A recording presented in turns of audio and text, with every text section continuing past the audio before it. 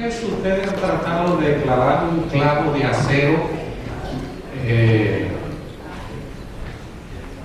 o tratar de poner una tuerca de un tornillo que está oxidada? ¿Se fijan? ¿Qué usted necesita para poder poner bien esa tuerca en ese tornillo oxidado? ¿Qué es necesario? Un lubricante. Así se necesita la música antes de predicar. La música es el aceite para la predicación de la palabra de Dios. Así que no debe faltar ese aceite acá, porque pregunté en la mañana que si había provisión de música. Voy a requerir eso cada sábado, al menos, porque por lo menos el miércoles se colora un poquito más, ¿verdad? Pero ya lo saben, los sábados quiero tener música y buena música para la gloria del Señor. La música es una ofrenda que es la que llega al alma, prepara el corazón, abre el camino para la palabra. ¿Okay? Ustedes van a observar a través de los días que yo pase con ustedes que habrán detalles que iremos recordando, ¿verdad? Habrán otros detalles que son de orden privado que ya yo no lo haré en público. Pero ese sí, ¿verdad? Este que acabo de decir tengo que hacerlo acá, es mejor. Porque lo que son privados son personales y eso se mantiene en privacidad. Observé otro detallito hoy y quizás más de orden personal y lo voy a hacer personal. ¿Sí? Vamos a ir aprendiendo lentamente. La iglesia es una escuela de enseñanza, es un centro de formación. La iglesia, cuando se reúnen, ha de ser como una familia también, donde papá y mamá se reúnen, los líderes, en este caso su servidor, ancianos, etc. Y siempre compartimos qué debemos, cómo nos ha ido, qué nos ha pasado, cómo estamos, cómo nos sentimos. Eso tiene que ser la iglesia. Y cuando la iglesia es así, se torna viva, Amén. agradable. Yo siempre recomiendo a los hermanos, los sábados hagan la mejor comida, hermano Antonio, la mejor, más fácil de hacer, sin complicación, sin mucho trabajo, para que la mujer descanse. Porque yo siempre he dicho que Dios hizo el sábado, hermana Hilda, pensando mucho en la mujer, porque la mujer tiene 7 tiempos full time, ¿verdad? Así que los sábados ponerle buena comida. Entonces cuando la música viene, hay buena comida para las personas. Pero vamos a cantar nosotros porque yo no puedo pasar la ocasión así. Hay un himno muy hermoso en el antiguo himnario, lleva por título Tu nombre es dulce, buen Jesús. A ver, hermano, 128. 128 en el nuevo. Gracias a mi hermano Celino. Usted sabe que ahora se nos han traviado un poquito los cables, los que somos del Antiguo Testamento. Yo lo que hice fue que al antiguo himnario le fui colocando el número arriba del nuevo, a ese viejo. Y al nuevo, pues le hice igual. Pero cuando pensamos en un himno, número tal y tal, ya no es fácil ubicarlo en el himnario con letra. Muy bien, hermano, entonces.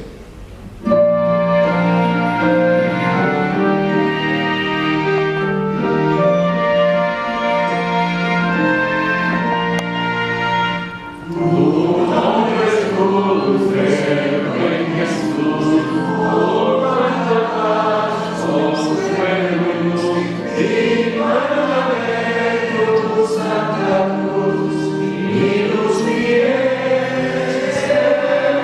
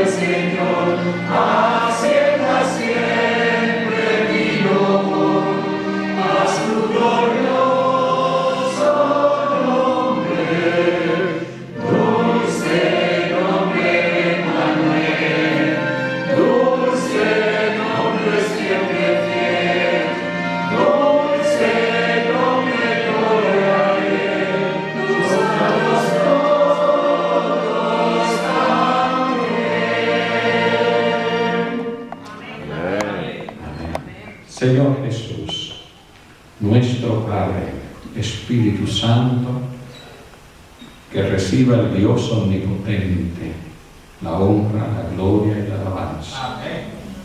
Gracias, Señor, por la dulce presencia de Cristo, de tus ángeles y de tu Espíritu Santo. Queremos que dulcifique nuestras vidas, transfórmalas, cámbialas. Es a ti a quien necesitamos, no hay otra manera. ¿De qué otra forma podremos? Señor, para ser transformados necesitamos de ti. Tu bendición para cualquier alma aquí presente. Para quien esta semana pudo haber sido difícil, dura, amarga, consuela esa alma, Señor. Que en ti pueda encontrar la paz. Gracias y una bendición a todo tu pueblo. En el nombre de Jesús. Amén. Muy bien, hermano.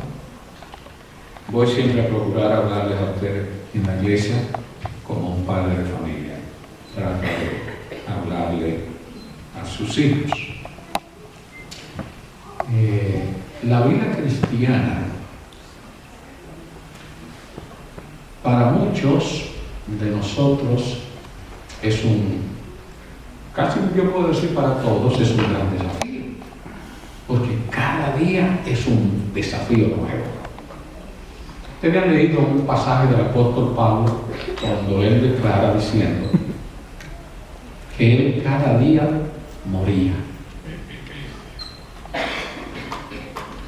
Y no lo estaba diciendo, ¿verdad?, en un contexto físico, biológico, ¿verdad? Porque cada día él amanecía, al menos durante la vida que vivió, como tú y yo amanecemos cada día por la gracia del Señor. Pero él, en ese amanecer vivo de cada día, humanamente hablando, biológicamente, que amanecía respirando, moviéndose, sentía, percibía, conocía, entendía que estaba vivo, agradecía a Dios por eso. Pero en ese momento que él reconocía que estaba vivo como ser humano, caía frente al Señor para morir. Porque no hay otra forma, no hay otra manera. Y quiero decirles esta mañana, mis amados hermanos y amigos que estamos presentes aquí en la presencia de Dios, que no hay nada que quiera vivir que no tenga primero que morir. Todo quien quiera vivir tiene que morir. Pastor, usted se está contradiciendo.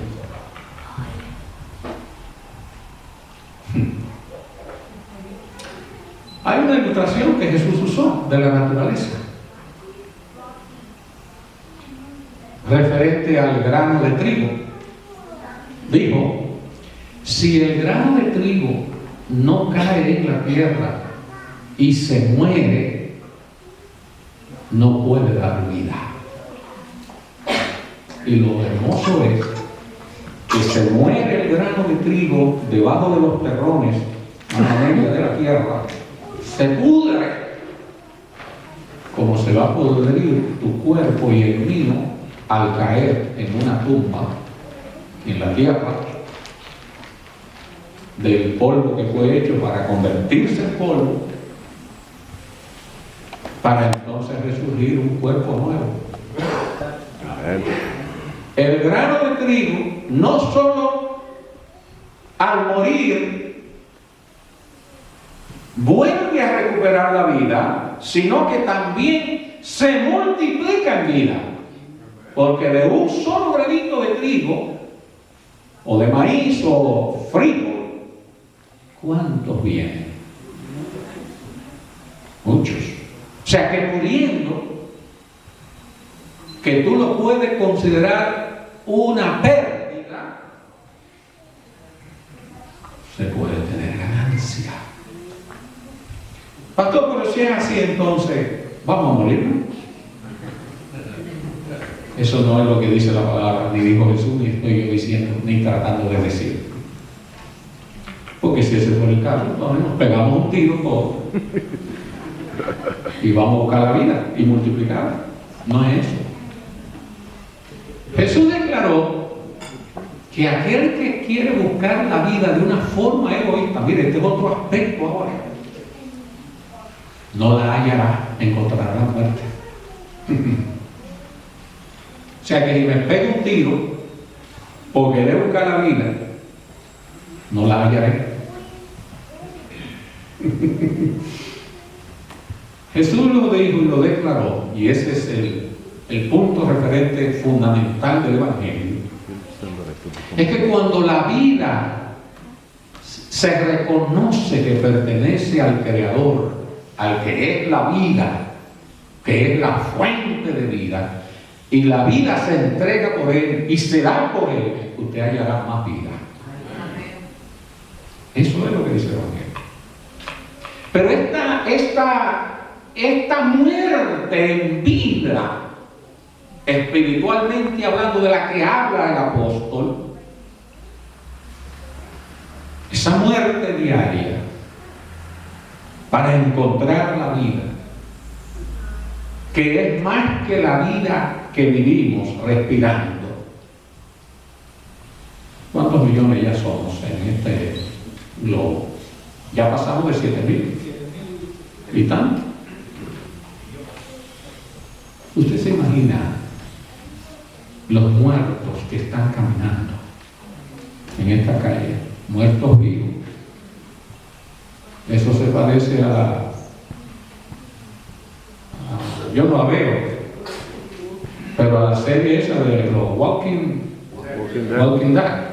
Dead y otras cosas parecidas, como zombies que no se mueren. Así hay en este mundo tantos seres humanos viviendo, pero muertos en vida. Y el apóstol Pablo hace un desafío a que usted y yo cada día entremos en esa conexión con Dios para morir en nuestra naturaleza carnal, en nuestra condición natural pecaminosa, para que en Él podamos vivir una vida sana, limpia, por la gracia de Él. En el texto de esta mañana, vaya conmigo, por favor.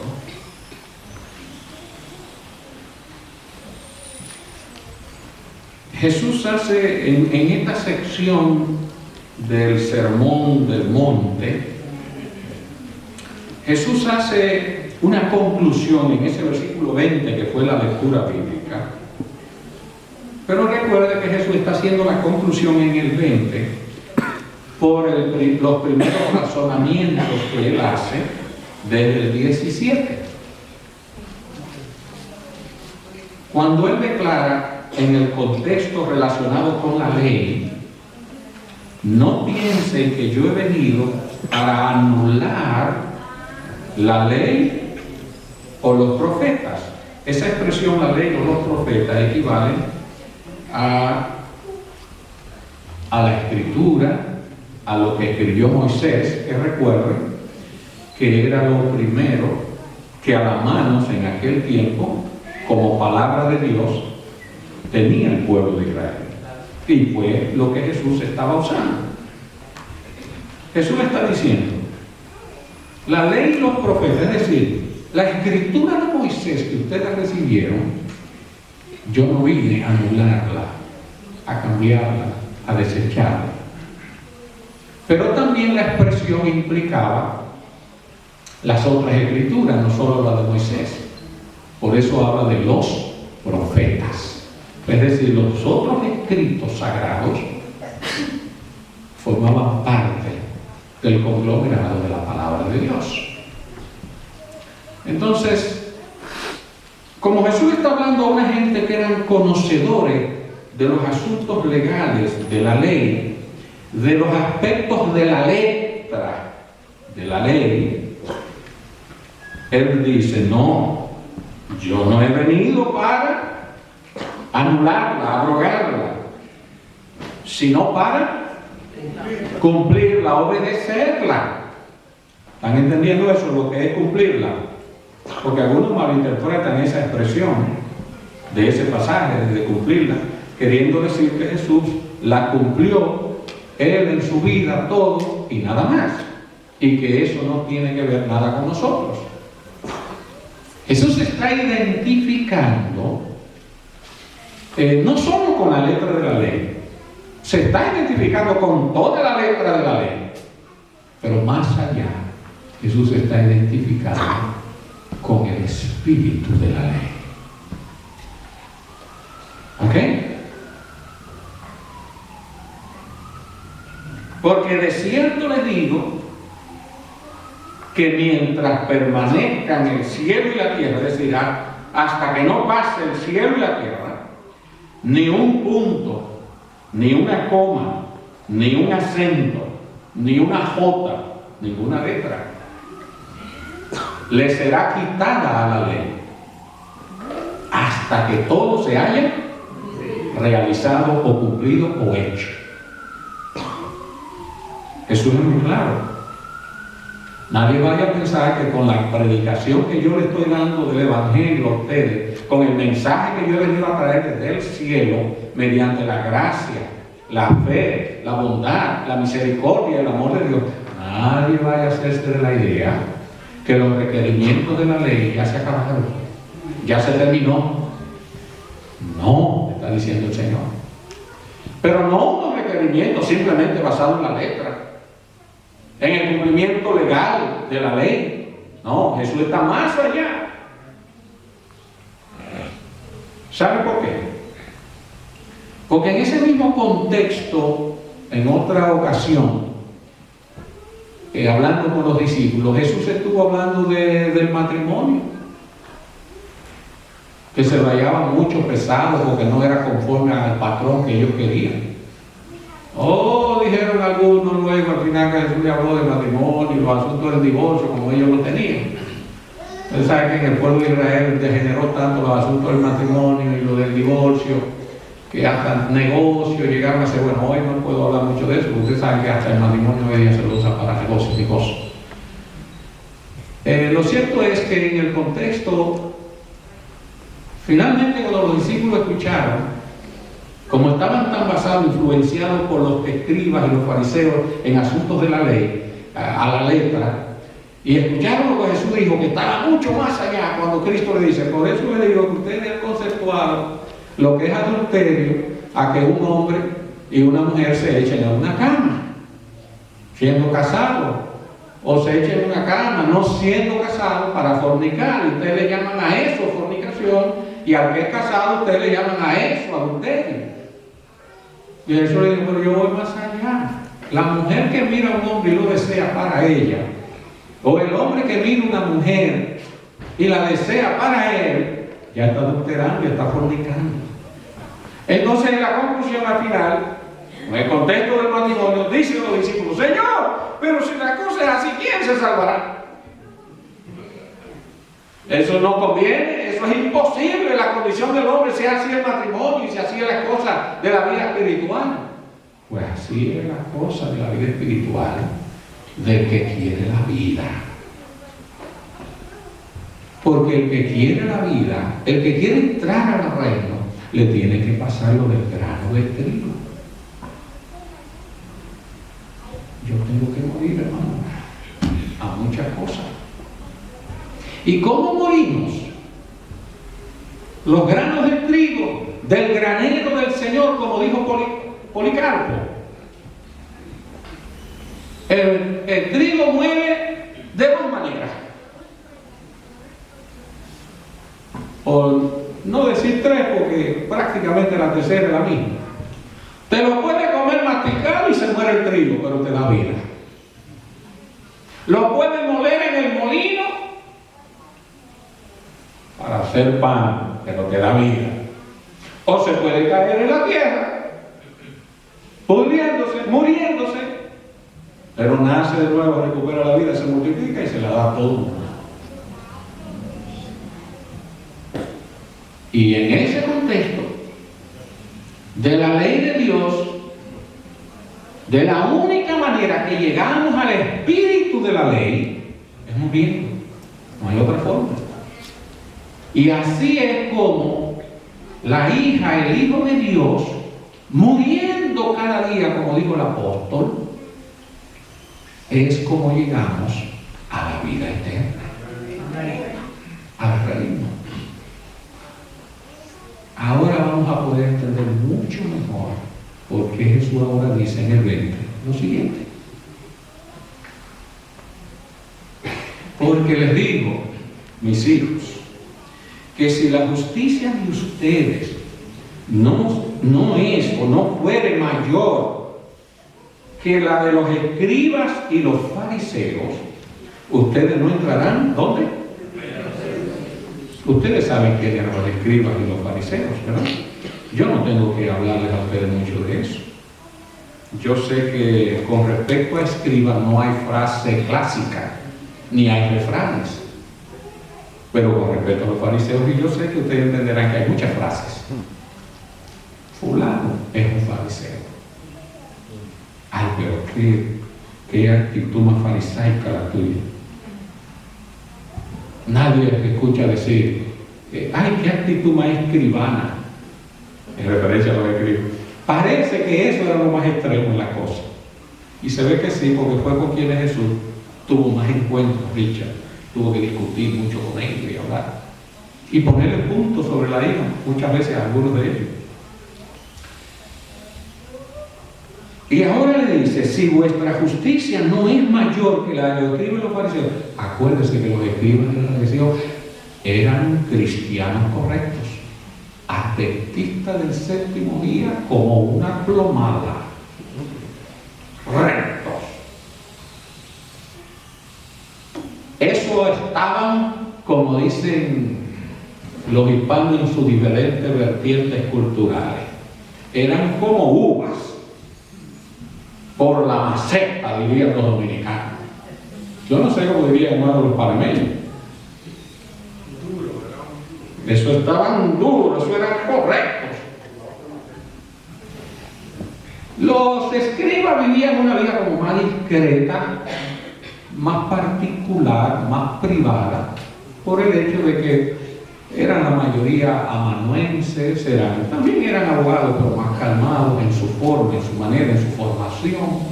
El fariseo era el hombre de la calle que todo lo observaba y todo lo estaba mirando. Mira, esto, ten cuidado, acá, tú sabes, conducta, no maneja, ten cuidado, cómo va a ser, todo, eran así. No toque, no coma, no beba. Todo lo corregían, todo estaba mal. Y saben ustedes una cosa más, que en los inicios de nuestro mensaje, el mensaje adventista, que para mí es un mensaje basado en la palabra completa, en el Evangelio, pero en sus inicios, nuestros pioneros trajeron a nuestra interpretación bíblica ciertas influencias que ya venían desde el mismo romanismo.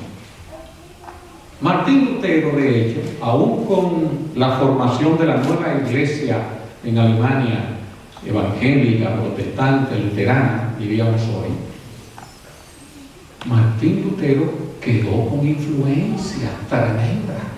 Por eso Martín Lutero nunca pudo digerir lo del sábado y se aferró a su domingo y a bautizar a los niños pequeños y a no desterrar de los templos algunas imágenes como medios ilustrativos, decía él. Aunque ya él todo lo enseñaba y decía que toda nuestra mirada era en Cristo, y tenía una convicción profunda así. Pero de todas maneras, Roma, en su interpretación bíblica y teológica, fue un concepto de influencia tan poderoso legal que transmitió, porque la misma Roma, aun cuando se opuso mucho al judaísmo Y en Roma se hicieron lograr decretos y leyes en época variada, Constantino, Justiniano, etcétera, etcétera. De todas maneras arrastraron una influencia legalista poderosa. Y muchas de esas conceptualizaciones del Antiguo Testamento que morían en la cruz, Roma las absorbió y siguió, aunque quizá haciendo un sincretismo, es decir, una aleación y una mezcla de la cuestión y poniéndolo en otro contexto, pero arrastraron muchas cosas legales. Y por eso fue que ustedes vieron que el mensaje básico bíblico de Martín Lutero fue que la salvación es por la fe en Cristo, no por obras. Pero dieron un salto en la interpretación y en el devenir del desarrollo teológico y bíblico, y pasaron al otro extremo, dejando a Roma en el otro lado, en el otro extremo. Roma enseñando que se era salvo por las obras, que tú dabas limosna, que tú dabas ofrenda, que tú hacías pagabas una indulgencia, tú hacías una promesa, te ibas a Roma a pie, atravesando los Alpes, en fin, para llegar haciendo una peregrinación, a arrodillarte de no sé cuántos pedazos de la cruz que existían, diciendo cada iglesia que tenía un pedazo, que era un pedazo de la cruz original donde Cristo murió, y todo el que besaba ese pedazo de leña ya tenía miles y miles de años de perdón. Un asunto, hermano, terrible, que ni en el paganismo se llegó a encontrar conceptos y declaraciones así. Entonces, esas influencias vinieron caminando a pesar de la luz del Evangelio. Y hasta los días de hoy, hermano, nos persiguen esos conceptos. Nos persiguen. Por ejemplo, en lo que les compartí de Jesús, que va más allá de la letra, esa declaración de Cristo, el que se moleste, se enoje, se aire contra un hermano, enojándose a tal grado que tenga deseo hasta de matarlo o de darle un palo. Jesús dijo que eso es asesinar, eso es matar. Porque Jesús mismo lo está diciendo. Ustedes escucharon que fue dicho, no matarás. Pero si te enoja con un hermano y lo odia y no lo perdona y mantiene un rencor, lo está matando a él y tú mismo también. Y tú te mueres primero. Quiero recordarte, lo que te mueres primero que aquel que quieres matar. Cuando mantiene eso ahí guardado en el alma y en el corazón. Y por eso Jesús entonces habla que nuestra justicia, que no es nuestra, que tiene que ser la de Cristo, que tiene que ser la de Dios, porque esa es la justicia justa. Redundemos. Usted va a encontrar justicia humana perfecta. No lo va a encontrar. Que más o menos trata de ser justa. La justicia humana. Pero la justicia humana se compra. Yo una vez visitaba a un juez presentando los libros nuestros. Y quiero decir, son difíciles los jueces y los abogados que venden el libro. Pues son gente que viene con un background de lectura ya, filosofía, en derecho, en esto, en política, etc. Entonces, el juez se me puso serio. Y yo le dije, como decía el Chapulín Colorado, no se enoje, no se moleste, señor juez, que ahora que le va a gustar lo que le voy a decir. Usted sabe que los palacios, en vez de decir palacio de justicia, debieran decir palacio de injusticia. Usted sabía, señor juez, que muchas veces sentencias ya están previamente compradas. La decisión de un juez ya está comprada. Eso es que me quedó así. Digo una cosa, ¿a qué escuela fue que tú fuiste? Digo, la escuela de Cristo, aquí en la Sagrada Escritura. que engañoso es el corazón, Señor, fue más que todas las cosas y perverso. ¿Y quién lo conoce? El que lo creó, que está allá arriba, sabe quién es usted y quién soy yo. Y se paró del asiento, me dijo, muchachito, ven acá, y me abrazó. Perdóname. Y usted está perdonado, Señor juez, solo si me compra estos libros. Lo compró todo. Más por la gracia, digo yo, que por la convicción que tendría. Pero hermano, mire la justicia humana, la justicia de los hombres. Muchas veces ya uno sabe cuál va a ser la sentencia. Se compra, le mandan a un amigo del juez que no tiene nada que ver con el acusado de la familia y la familia ni nada. Y va un amigo del juez ya con una bolsita en un maletín ya bien preparado.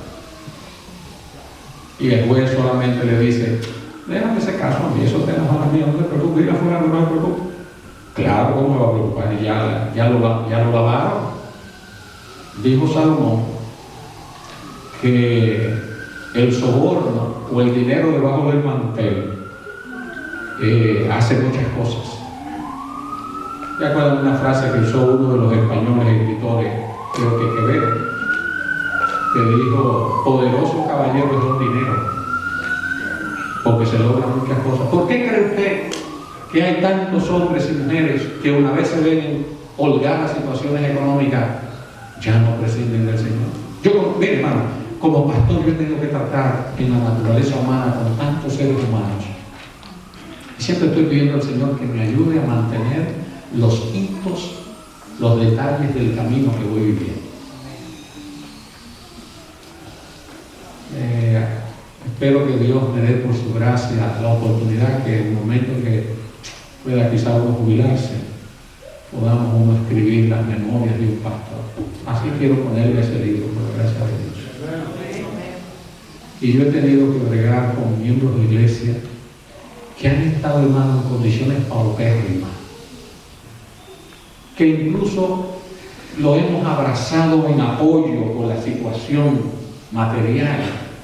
Y no lo hacemos porque las iglesias lo hacen, como lo hace esta iglesia, y ya esta iglesia me ha dado muestra que se preocupa por sus miembros, que está pendiente, que sea una necesidad. Vengo de una iglesia ahí en York que es así como esta también. Mire hermano, y hemos atendido a ese hermano, a esa hermana. Y luego el Señor le abre la puerta por una iglesia que está orando por ellos, pidiendo, jugando. Y un hermano mismo le dice, mira, me llamaron de tal lugar. Y le ayuda a conseguir un trabajo. Y en el trabajo el hermano aprende el negocio, aprende, se visualiza, se le abre los campos del cerebro y comienza, hace un negocito pequeño, comienza a prosperar al paso y establece un tremendo negocio, le va bien. Hermano, y el día que tiene miles de dólares, Dios pierde un hijo. Amado, Dios lo bendice y le da la espalda al Señor. En ese contexto yo he visto que hay casos de seres humanos que los he visto volver a la misma condición en que estaban cuando abandonaron al Señor.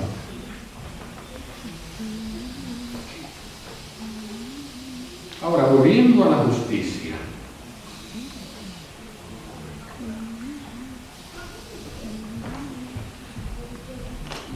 Debemos ser muy prudentes y cuidadosos, hermanos, incluso cuando enseñamos respecto a la ley.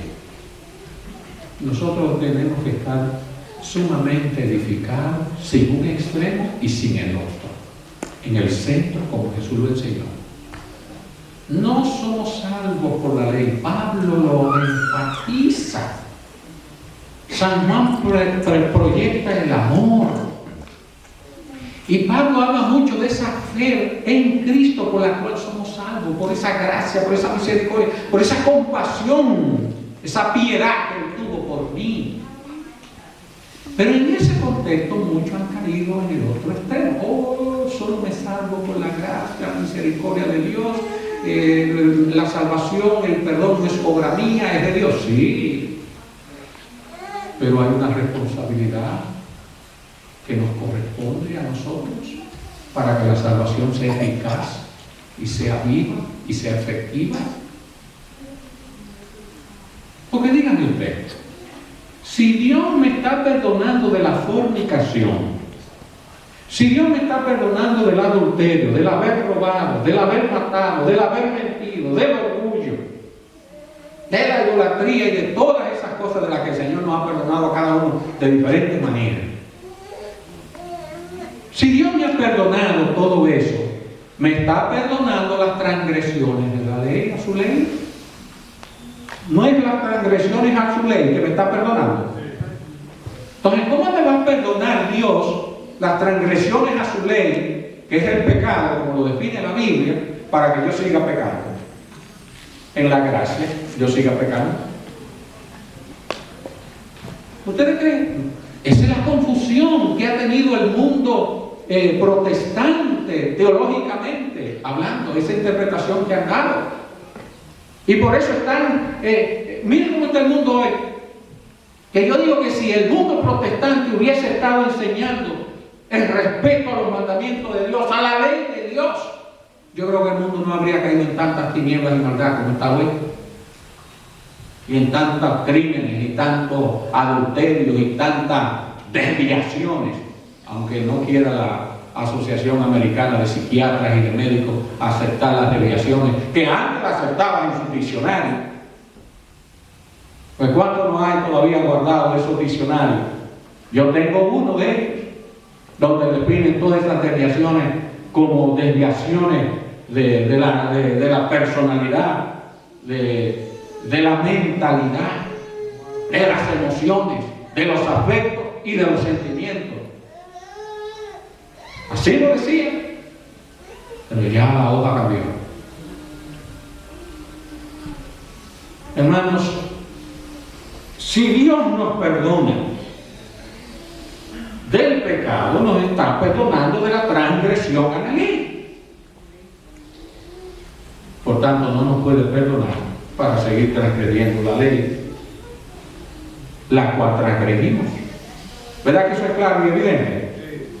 Eso es incomprensible.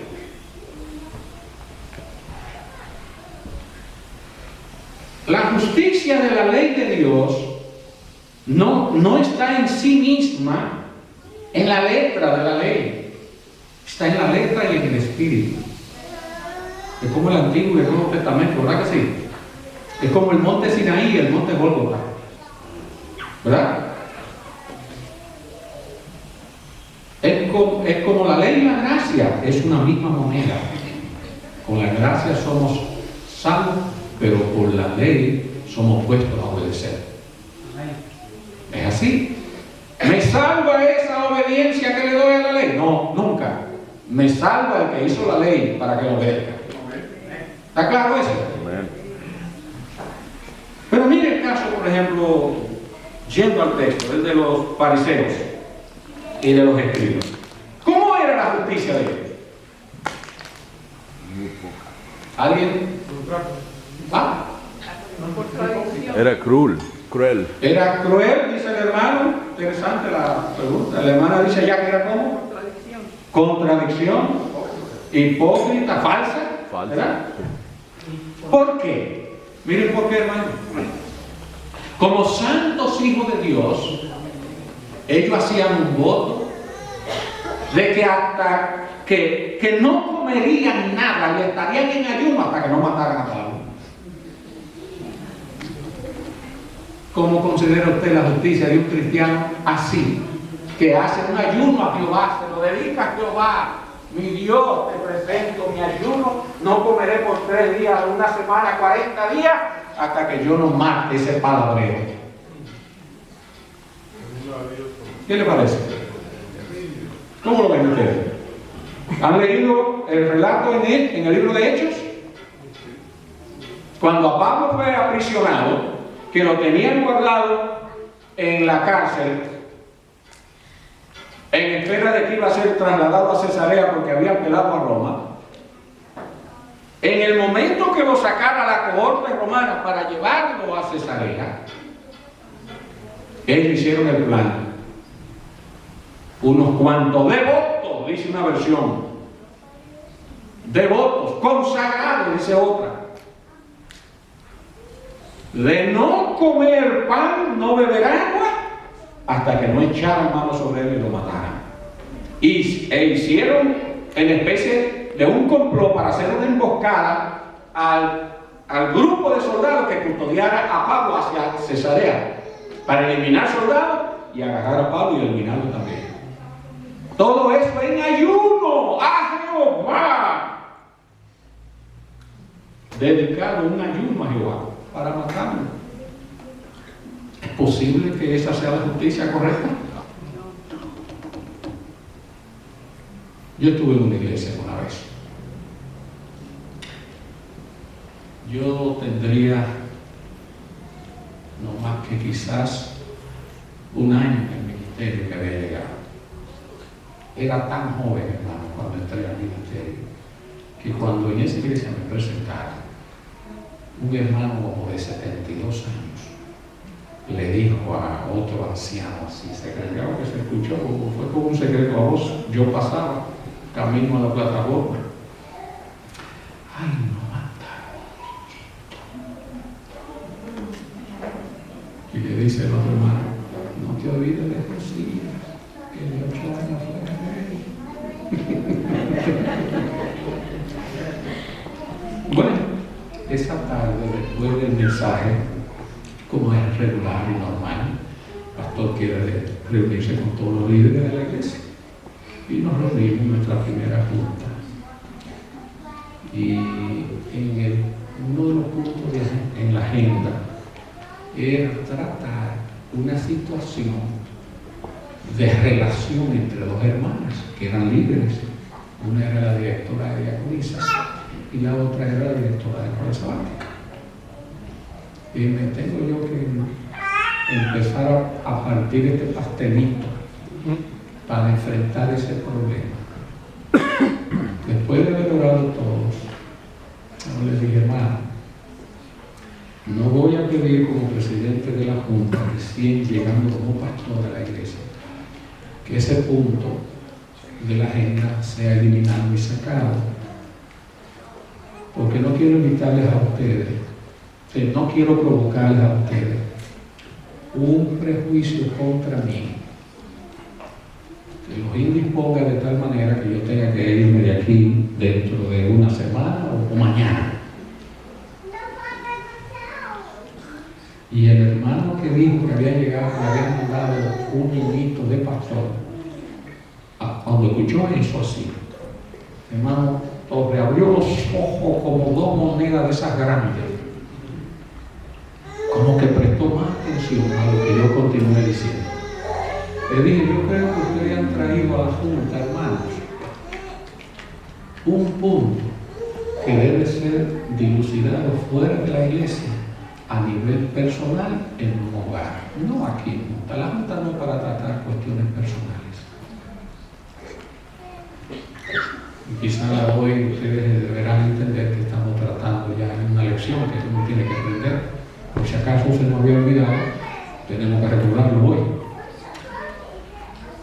Así que, hermano, por cortesía, solo que las partes involucradas de este caso quieran que se trate aquí, lo trato. Y solo que las partes involucradas quieran que ustedes estén presentes al tratarlo, lo trato. Y solo que las partes involucradas quieran que yo lo trate, lo trato. Así que ellos tienen la autoridad para decidir sobre su mismo punto.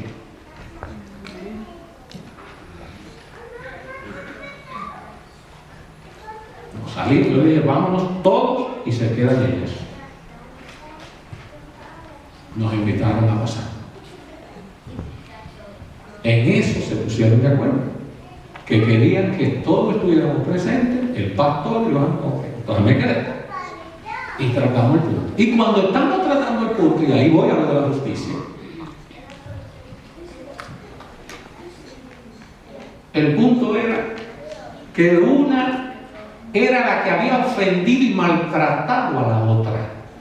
y la otra se humilló de rodillas frente a ella, llorando, le agarró sus manos y la otra la retira. Y le pedía perdón allí de rodillas llorando. Y sale una frase del corazón de esa hermana y dice: no te perdono ni con la muerte.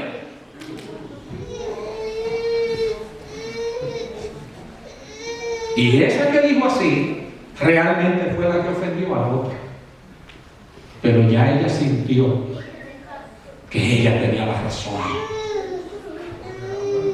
que la otra era la que faltó, porque la otra tomó el camino de la humillación que ella no había tomado. Y la justicia de Dios es distinta a la justicia mía y tuya. ¿Sabe por qué?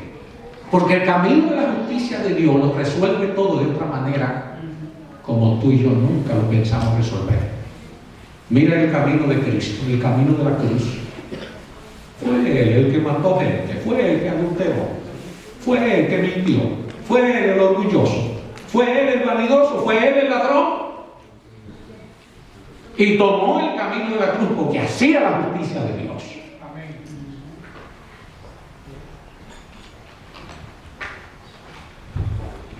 Yo le planteo a aquella hermana, en el nombre del Señor ahora quiero decirte,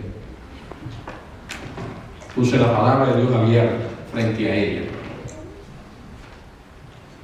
¿Estás dispuesta, hermana, a otorgarle ese perdón que en humillación esta mujer de rodillas te pide? ¡No! ¡No! ¡No! Y estaba lívida, estaba más amarilla que yo en ese momento. Entonces yo, siendo el niño Josías que le habían mandado, le dije: pues por la autoridad que me concede nuestro Dios, la Iglesia Adventista del Séptimo Día, y esta donde ustedes me han aceptado como anciano, me aceptaron ellos primero, porque así había sido enviada una carta de la misión, porque ese es el principio, porque yo no era un ministro ordenado. Acéptenlo como anciano de la iglesia en primer lugar. Y me aceptaron. Eso fue previo, todo. Y le dije: y ahora con la autoridad que tengo como anciano de esta iglesia y como el pastor designado por la misión, la asociación, hermana, usted no puede ser directora de escuela sabática a menos que usted abra su corazón y dé el perdón. Aún teniendo ya nosotros todos los detalles alrededor del caso que indicaban que la ofendida y maltratada y la que había hecho el daño había sido ella y no esta, usted no puede ser aquí directora de escuela sabática si no perdona. Y después de no ser directora de escuela sabática por no perdonar, se expone a un segundo paso, hermana, que no es necesario hablar ahora de ese paso. Hermano, y esa mujer se levantó de ahí como una piedra, hermana, endurecida, amargada, con un odio y una mirada fulminante de querer eliminar al pastor y también a esa hermanita maltratada. Y se fue sin perdonar.